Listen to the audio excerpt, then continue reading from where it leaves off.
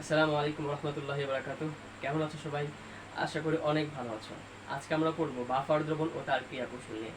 তো বাফার দ্রবণটা কি? বাফার দ্রবণটা হলো এমন একটা দ্রবণ যেই দ্রবণে সামান্য পরিমাণ অ্যাসিড বা ক্ষারক যোগ করলে সেই দ্রবণের পিএইচ মানের কোনো পরিবর্তন হবে না, অর্থাৎ তার আগের পিএইচ মানটাই বজায় থাকবে। আমরা জানি যদি কোনো দ্রবণে অ্যাসিড যোগ করা হয় তাহলে সেই দ্রবণের অ্যাসিডিটি বেড়ে যায়, অর্থাৎ পিএইচ কমে যায়। আর কোনো দ্রবণে যদি ক্ষারক যোগ করা হয় বা বেস যোগ করা হয় তাহলে সেই দ্রবণের কিন্তু পিএইচ বেড়ে যায়।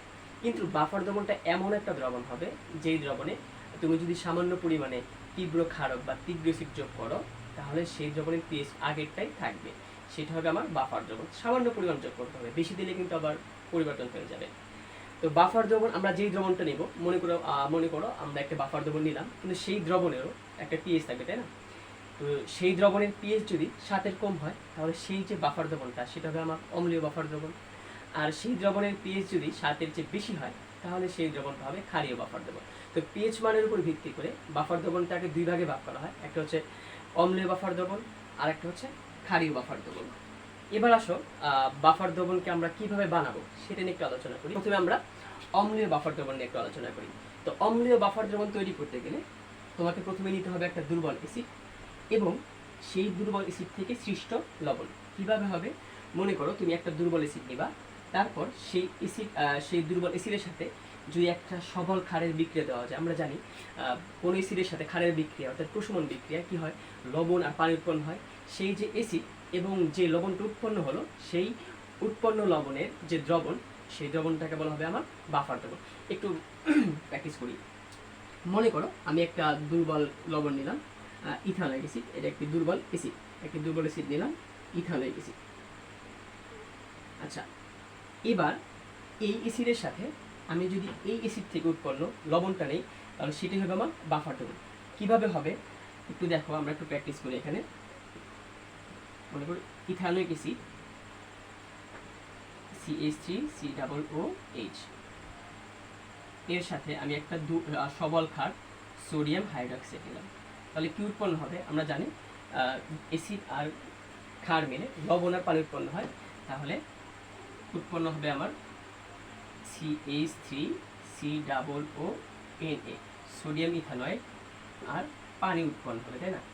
এবার এই যে দুর্বল অ্যাসিডটা ছিল এবং এই দুর্বল অ্যাসিডের সাথে সবল ক্ষারের বিক্রিয়ায় উৎপন্ন আমার যে লবণটা হলো, সেই লবণটা আর এই অ্যাসিডটার যদি একটা দ্রবণে থাকে সেই দ্রবণটা বাফার দ্রবণ হিসাবে কাজ করবে।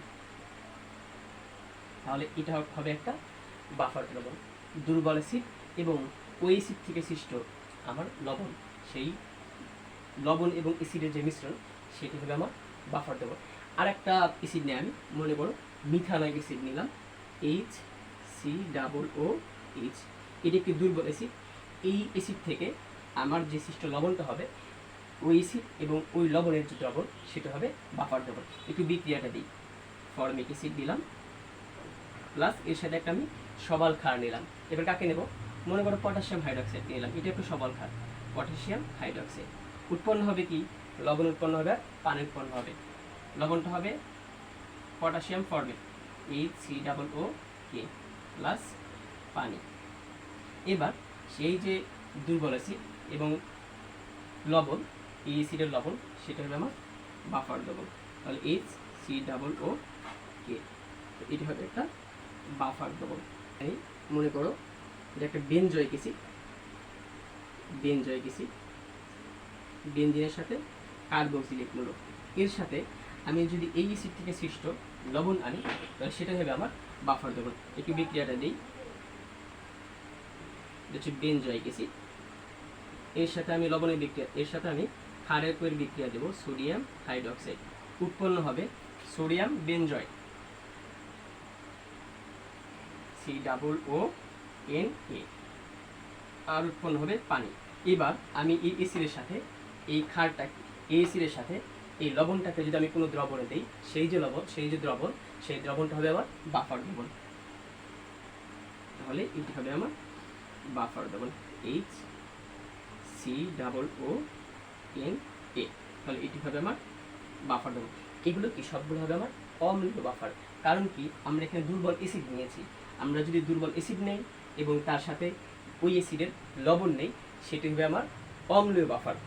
আর একটা নিয়ে মনে করো কার্বনিক অ্যাসিড কি নিলাম, H2CO3, এটি একটি দুর্বল অ্যাসিড এবং এই কার্বনিক অ্যাসিডের সাথে আমি বিক্রিয়া দিলাম H2CO3 প্লাস একটা সবল ক্ষার বিক্রিয়া দেবো সোডিয়াম হাইড্রোক্সাইড NaOH। আমার উৎপন্ন হবে কি লবণ আর পানি আগের মতোই, তাহলে NaHCO3 প্লাস পানি। তাহলে এই যে দুর্বল অ্যাসিড এবং এই দুর্বল অ্যাসিড থেকে সৃষ্ট যে লবণ, সেই লবণ এবং দুর্বল অ্যাসিডের মিশ্রণটা হবে বাফার দ্রবণ, বলে কার্বনিক অ্যাসিড প্লাস NaHCO3, এটি হবে একটা বাফার দ্রবণ। এবং এটা হচ্ছে আমার রক্তের বাফার দ্রবণ। আমাদের রক্তে যে বাফার দ্রবণটা আছে সেটা হচ্ছে আমার রক্তের বাফার দ্রবণ। আশা করি অম্লীয় বাফার ক্লিয়ার। তাহলে কি হলো অম্লীয় বাফারটা কি? অম্লীয় বাফার হচ্ছে কোনো দুর্বল অ্যাসিড এবং ওই দুর্বল অ্যাসিড থেকে সৃষ্ট যে লবণ, সেই দুর্বল অ্যাসিড এবং ওই লবণের যে মিশ্রণ, সেটা হলো আমার অম্লীয় বাফার।